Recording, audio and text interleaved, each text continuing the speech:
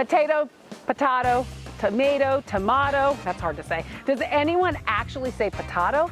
I am not sure I have ever heard anyone say it that way, except when they're saying it in the way I said it. Surely a well-known saying such as this has to be rooted in truth, right?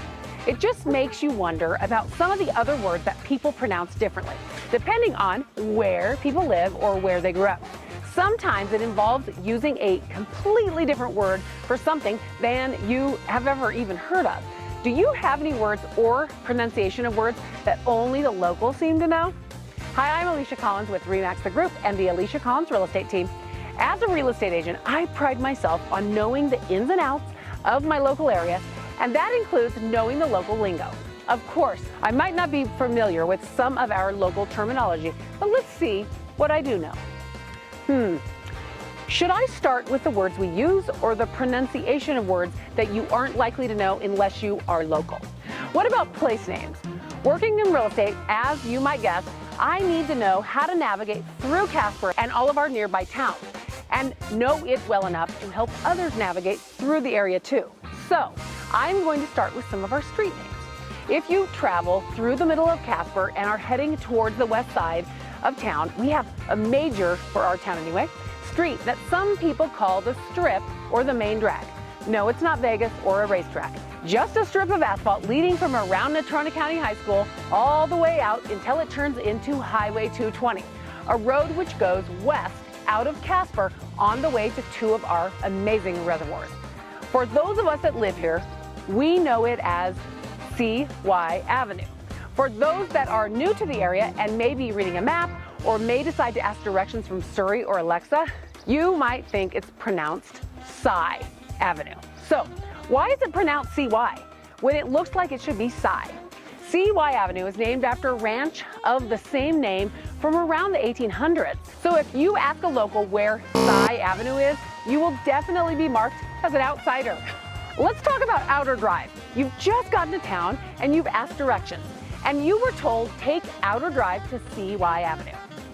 You look on your navigation system, map, or ask Alexa or Siri, and you won't find it. Why? Well, Outer Drive is the common name used by the locals who fondly call that section of Highway 258 named Wyoming Boulevard that we use when you want to travel all the way from the east side to the west side with very minimal lights to slow you down.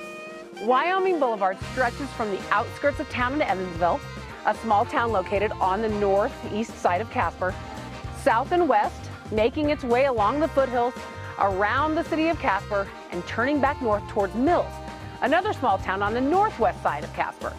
But to make it even more confusing, Outer Drive isn't the whole boulevard.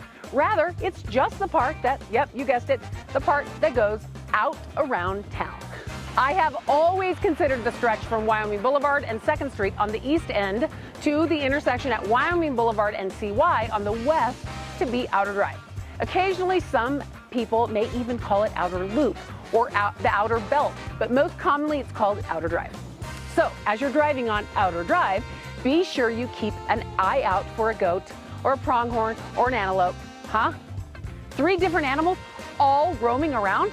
Well, actually, there are a variety of animals that tend to wander across the streets of Casper, but none are more prevalent than what we call antelope, pronghorn, goat, speed goat. Wait, what do we call them? Well, I call them antelope, but what are they really called? According to the Wyoming Game and Fish, they are called antelope. Officially, it is actually a pronghorn. The technical Latin name is, oh, I don't say that, which translates to American antelope goat. But apparently it isn't a goat or an antelope, just a pronghorn. Whatever you call them, they are a common sight in Casper and throughout Wyoming.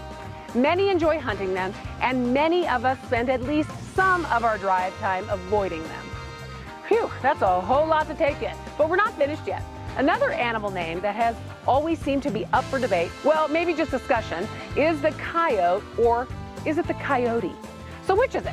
Coyote with 2 syllables or coyote with 3 syllables? That depends on who you ask.